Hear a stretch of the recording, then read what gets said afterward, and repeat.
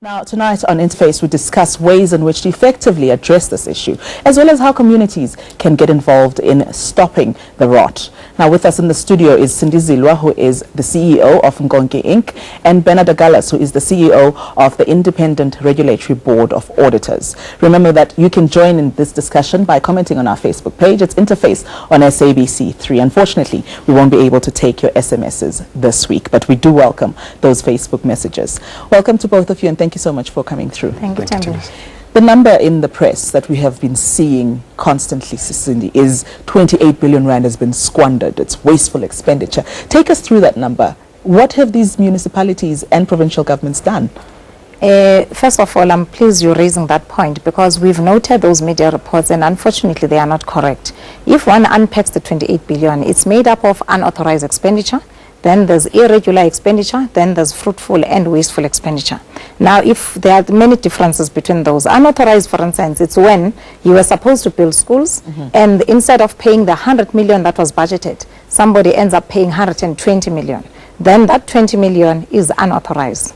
And if it's irregular, for instance, to say somebody had to build a bridge, but a tender process had to be followed, or 3 quotations had to be obtained. They have not been obtained, but the bridge has actually been built, but process has not been followed. So that is termed to be irregular.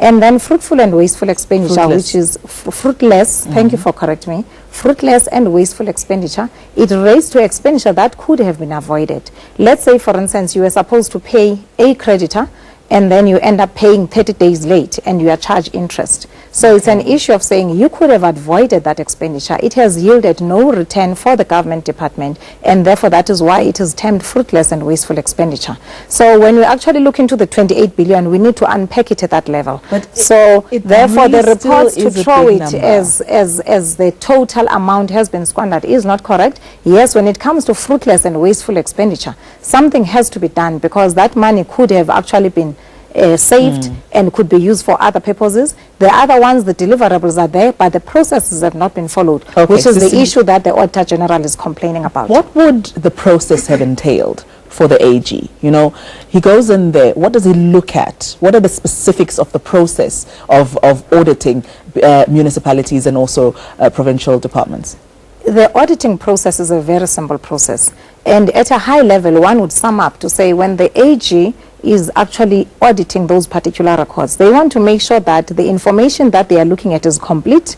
They want to make sure that the assets that are recorded, they are actually valid and they are properly valued. They want to make sure that the amounts are accurate, they are properly disclosed, and they want to make sure that compliance with the related laws, particularly the PFMA, has been complied with. So it's a high level when you actually deal with that. So if a department, for instance, says, I have actually spent 1 billion in building schools, if I'm making an example with schools, what the Auditor General would love to see, it's proof that these schools do exist and they are there and they are valued at 100 million or 100 billion, but they are not valued at a less amount, or they haven't disappeared into the records. So an audit process is merely just to make sure that whatever is reported upon does exist and it's valid. All right. Bernard, clean audits, that's fairly self-explanatory. Yeah. But when it gets to qualified versus unqualified audits, can you just clarify what those terms mean for us? So if it's not a clean audit opinion, we call it a modified. And it can be modified in any of 3 different ways. The first one is what we call a qualified opinion, and that really just means that those financial statements that Cindy referred to, that the Auditor General audits, those financial statements must be relied on by government, by users, by investors in the private sector. And if those financial statements fairly present, then you get a clean opinion. If they don't fairly present, it could either be because of only one item or a couple of items, in which case we say it's an accept, we give an accept for opinion, which means that the financial statements still fairly present, like in a clean opinion, except for certain items, for example, certain assets. And that should be a qualified opinion. The third one is where there is the financial statements, actually, they don't fairly present at all. The Auditor General says, in his opinion, they don't fairly present. And that is what we call an adverse opinion. And the worst one is the disclaimer, where he says, I cannot rely on these financial statements at all. And I think it's 3% of those that were audited that got that disclaimer. Which means that the books and records were not auditable. Now, we'll get to the bad news in a moment, but let's give credit where credit is due. 22% got clean audits, which means that, some people are doing a good job within the public sector space. Yes. Can you just take us through some of the best performers or the stars within this auditing process? I think what you are raising is an important point, because others might think the Auditor General is unreasonable or is having unreasonable demands or expectations from the State Departments, and yet this is doable. There are, for instance, companies that have maintained their clean audits. For instance, the Department of Public Enterprises, they have been receiving a clean audit for a long time. Others have moved from qualified audits to clean audits. One of those, for instance, is the Public Service Commission, which is good news. And also, if you look into the Independent Regulatory Board for Auditors, I think we can congratulate Bernard as the CEO, because he's one of the companies that have actually received the clean audit. And if you look into the Land Bank, also they've received a clean audit, and also the Unemployment Insurance Fund. So I think it's an indication that what is being expected is doable, and it's simple, and I think it will be good for South Africa. Now, let's look at those that did not perform so well. What is the problem here? I mean, just before we do that, just to mention also that at a municipal level, we had the Ehlanzeni and the Steve Tshwete municipalities doing really well. And it's important to note that even at that level, there is good work that is being done. But looking at those that have not cracked it year in and year out, where are the main problems, Bernard? I think the basic issue that we face in South Africa is the skills, the shortage of skills. And that's not only in the public sector, that's in the private sector as well. But I think it's more so in the public sector. If there are no opportunities to broaden those skills and to ensure that there are continuing skills that are built for that municipality or that department, then we won't be able to sustain the quality of the financial reporting that comes from that entity. But isn't that what the Auditor General has been saying all along, that you need to capacitate, particularly at a municipal level and also at a provincial level, capacitate the people that are within these municipalities to be able to carry out the job? But is it a matter of the skills not being available, or is it because they're not being sought? I think as the Auditor General also reports, a lot of these departments and municipalities still make use of consultants. So the skills transfer doesn't take place. I think there is generally a skill shortage, but also there might be skills available. And when it is available, we just don't invest sufficiently in those people to build up a sustainable skill set for that particular department or municipality. And the use of consultants just makes it worse. So Cindy, I want to get your thoughts after the break on the use of consultants, because we hear that all the time. Even the President mentioned it. And the question is, what do? We need the skills. If they're not readily available within the public sector, should we continue to contract outside consultants? That's what I want to find out after the break. SABC3, our guests tonight, Cindy Zilwa, who is the CEO of Nkonki, and Bernard Gallas, who is the CEO of the Independent Regulatory Board of Auditors, talking about the Auditor General's latest report. And before the break, we're talking about the use of consultants, and I wanted to get your thoughts, Cindy, on that. Do you think that the government is being fair in saying we need to use less consultants when the skills are obviously not meeting the need? I'm definitely holding a different view, because you cannot have a blanket discouragement of the use of consultants, and I'll tell you why.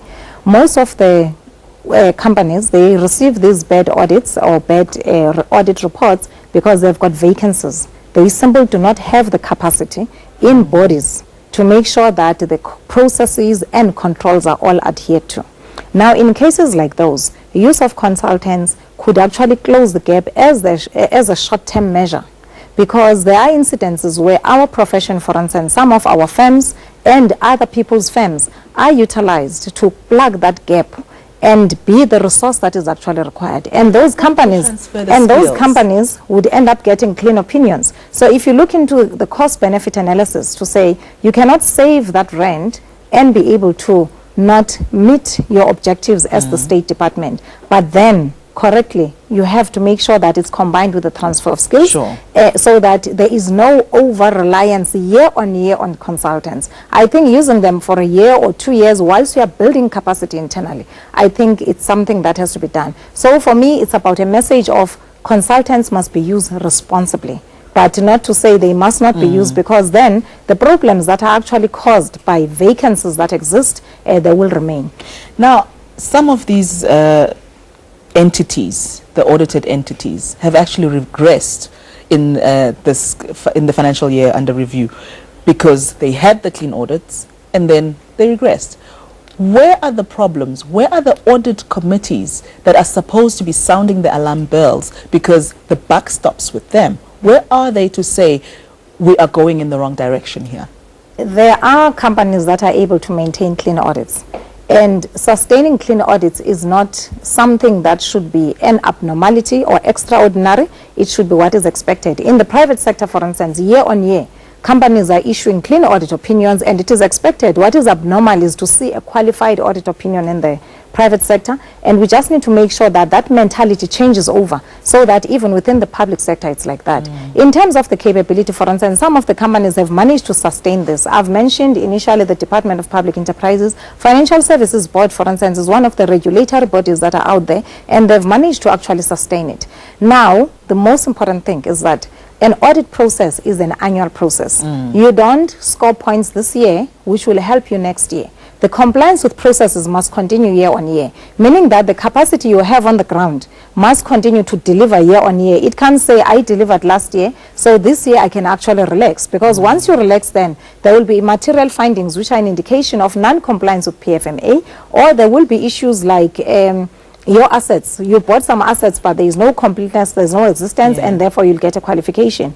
Now, audit committees are an important governance structure in the process. And one of the things that the Auditor General is complaining about is the ineffectiveness of those governance structures. Because if you have an audit committee, and the vision to have clean audits by 2014 was formed as far back as 2009. Now, all these companies had audit committees that were operating from 2009, and now with 2012, we're 2 years away from the targeted clean auditing. So the audit committees have to play their role effectively of making sure that they are getting accountability, and they are making sure that all the issues that are reported upon the previous years, they will not be reported again. How do we do that, Bernard? How do we capacitate these audit committees to be able to do their job effectively? Yeah.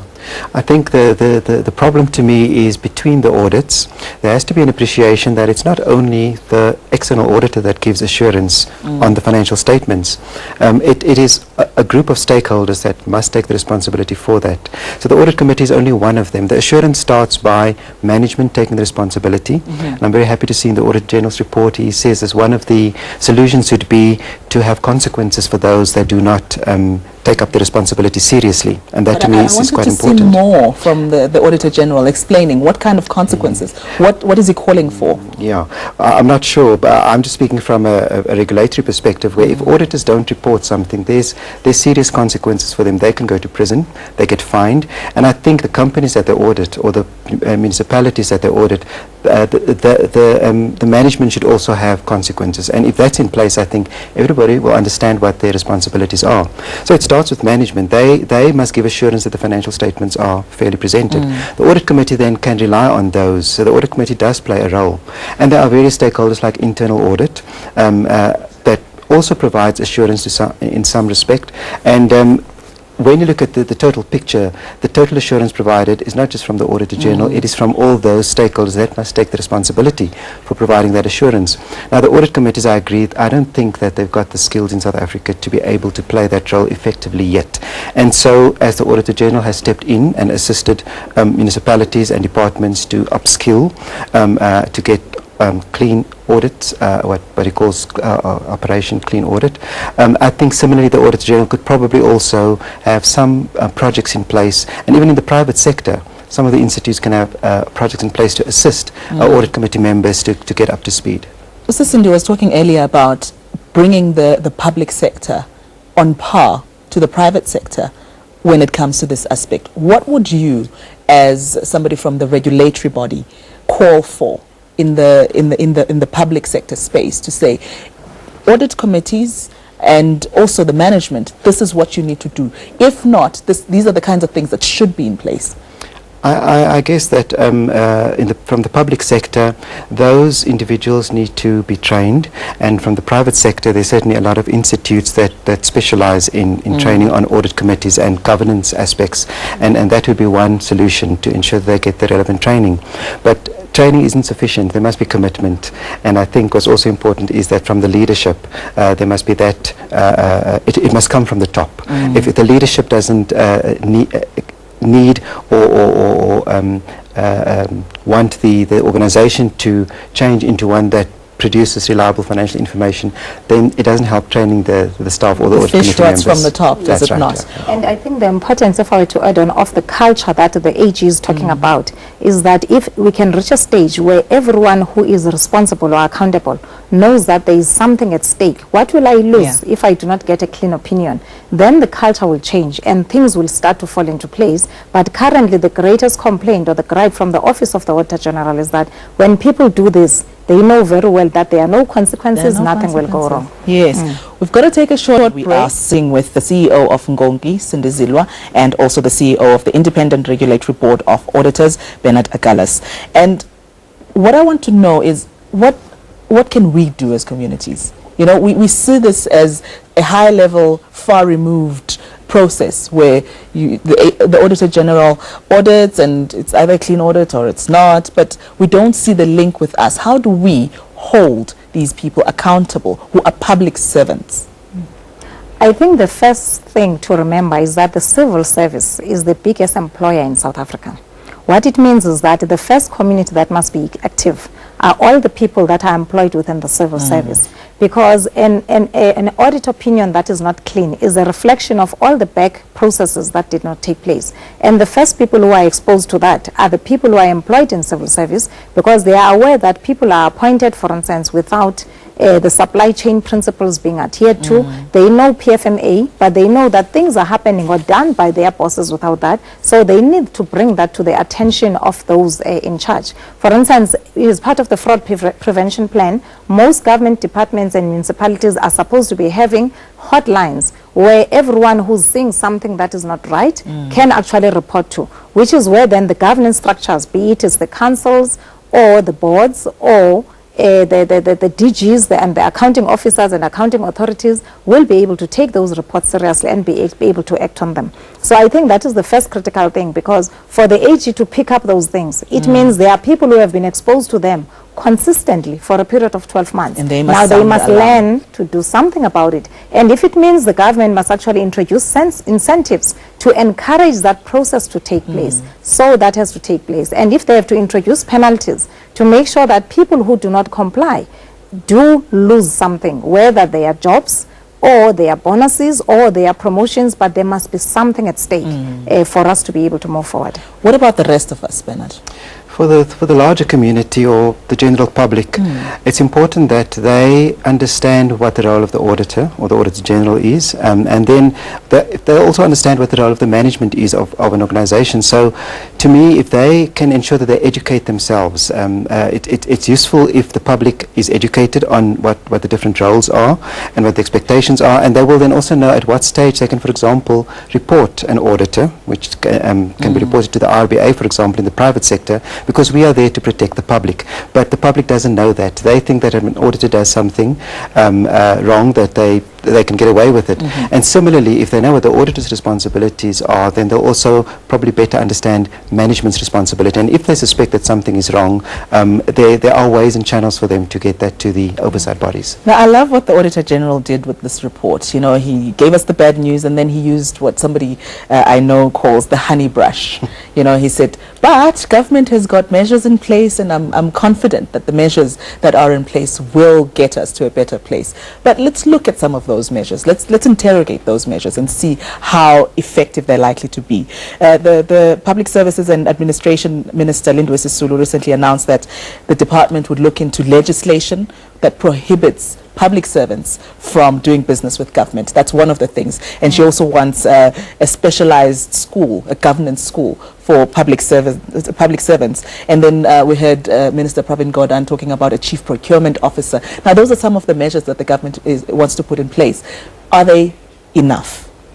They are a step in the right direction, especially the legislation part, because I think people are quite scared of being charged criminally. So now they know they are sneaking in, and if they are discovered, so what? So at the end of the day now, those things will be a step in the right direction. But tell me, if the culture is not right, they know that everything is there, but from the top, there is no accountability being demanded upon them. They are not demanding accountability upon other people. The audit committees are not calling in for accountability. So at the end of the day, everything will fall in between the cracks. But the other thing that the Auditor General has highlighted that needs to be worked upon is to stabilize the leadership. Because one of the frustrations they had is that they would meet with people quarterly to check progress. And halfway through the process, those people would change and a new person is actually coming in. So now, which is actually taking them backward all the time. So I think changing the culture, the tone from the top, and making sure that we stabilize leadership and know that we are here for service delivery and for nothing else. Bernard, are you impressed with the measures that the government is proposing? I also think that it's a step in the right direction, but again, if those measures are put in place but there's no consequences, if they are not followed or measures are not complied with, then it will also be useless. So it's very important, as I mentioned earlier, that those consequences are cemented and that management understands what will happen if they do not perform according to the requirements in law or just in terms of good corporate governance.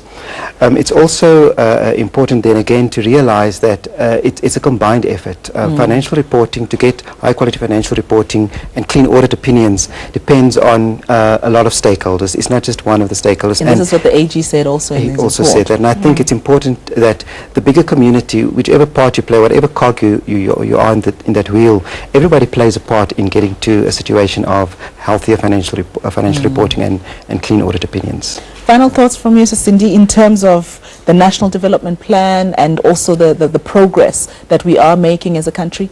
My final thoughts, I'm more concerned about 2014 because the operational clean audit, we're supposed to achieve this. It's a process of 2 years. So I think then we need to have a very active committee that can make sure that all these are being applicable and all the state departments or municipalities that are in ICU are getting critical, they are getting critical focus area to make sure that at the end of the day, the operational clean audit will be achieved. Otherwise, whatever we have on the National Development Plan, but we've got billions of rands that are there that maybe are not accountable or nothing is happening and there is no compliance with PFMA, which is supposed to make sure that we take care of state funding, then every other dream that we have might not be achievable. So for me, this is a priority. And I think 2014, we must still stick to it. We mustn't change it, but let's just accelerate the process towards that.